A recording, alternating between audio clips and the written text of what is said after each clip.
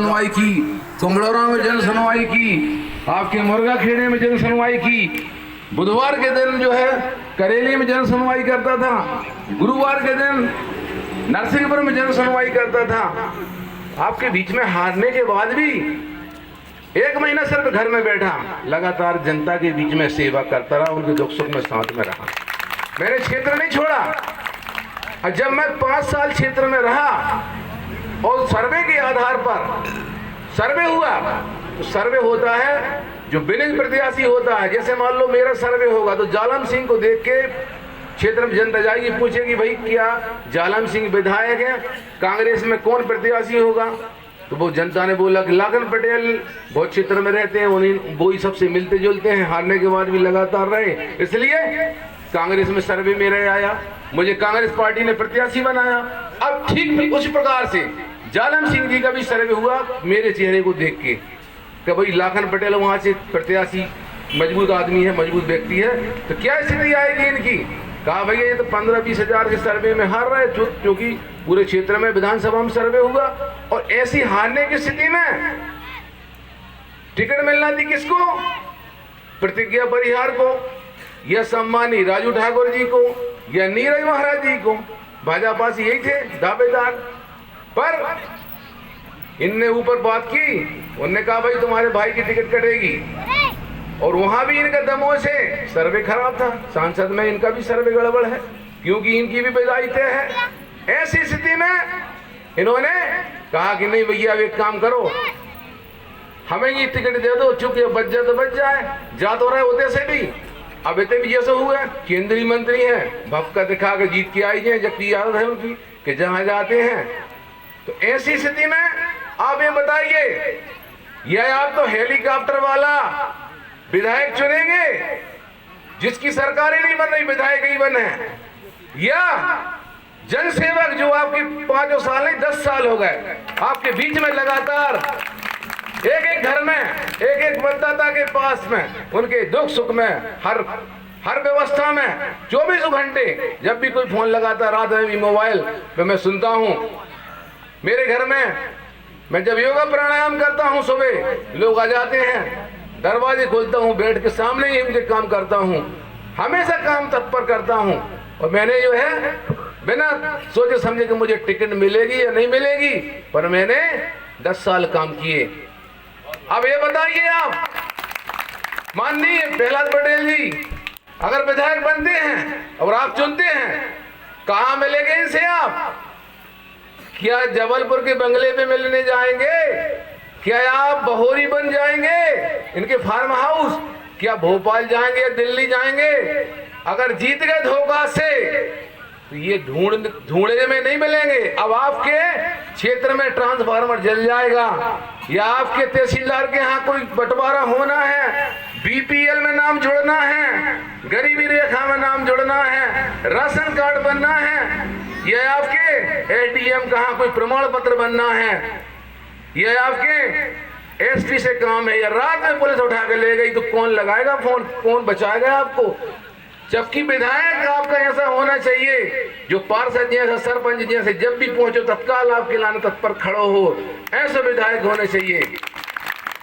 तो आवश्यकता इस बात की है कि आपको एक जनसेवक चुने जो हमेशा आपके बीच में रहे, आपकी हमेशा तत्पर से आपके लिए तैयार रहे। मैं लाखन सिंह पटेल एक किसान का लड़का हूं, मेरे पास बहुत बड़ी प्रॉपर्टी नहीं, मैं कोई उद्योगपति नहीं हूं, मैं बहुत बड़ा व्यापारी नहीं हूं, एक सामान्य सा किसान हूं। सामान्य सा किसान जैसे आप और हम हैं, एक से किसान। आपसे निवेदन है, ये चुनाव जो है, चुनाव कौन सा चुनाव है? ये युवाओं को बेरोजगारी का रोजगार दिलाने का चुनाव है। ये हमारे गरीबों की महंगाई जो आज चरम पे जा रही है, ये उसका चुनाव है।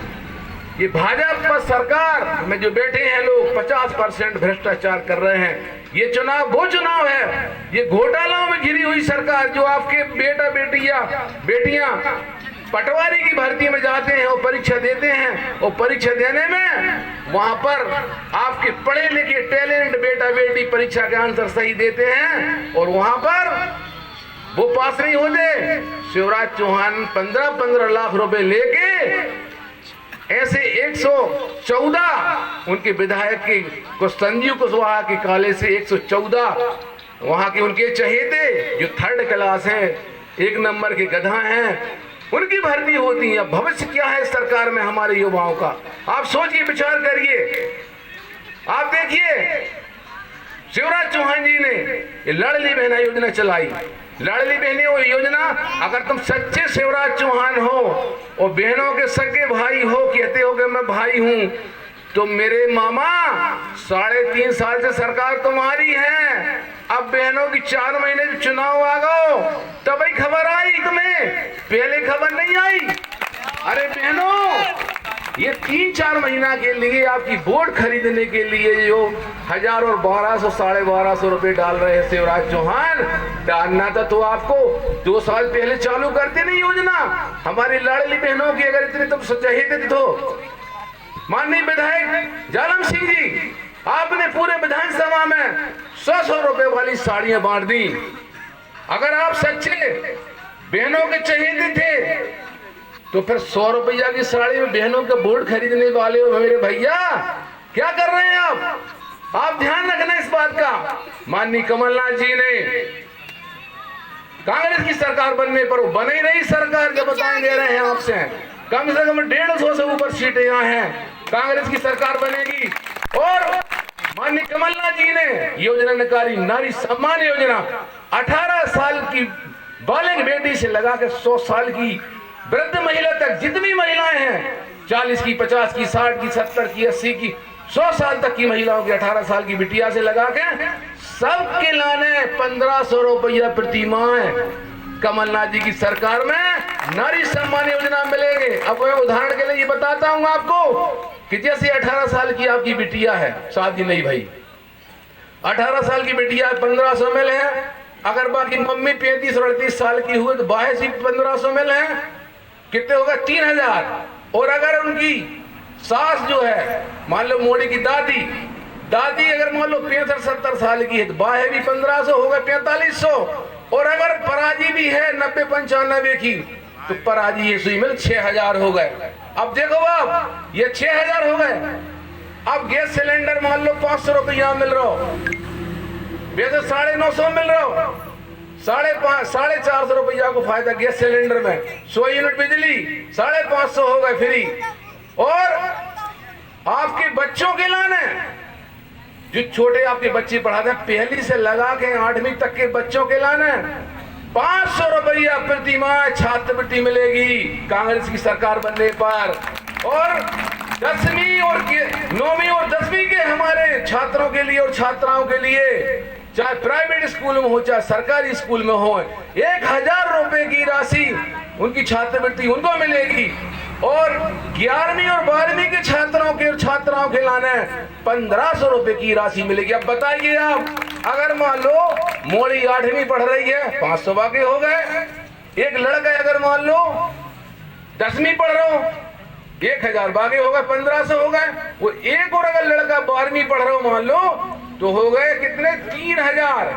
6000 दे, वो 3000 दे 9, और गैस सिलेंडर की और उसके मिला के 10,000। और सुनो, आपके जो हमारे वृद्ध पेंशनर हैं, जिनके कमलनाथ जी ने 15 साल में, शिवराज चौहान ने 300 रुपया पेंशन मिली थी, कमलनाथ जी की सरकार आई थी, उन्होंने तत्काल 600 किए। अब कमलनाथ जी कह रहे हैं कि कांग्रेस की सरकार आएगी, हम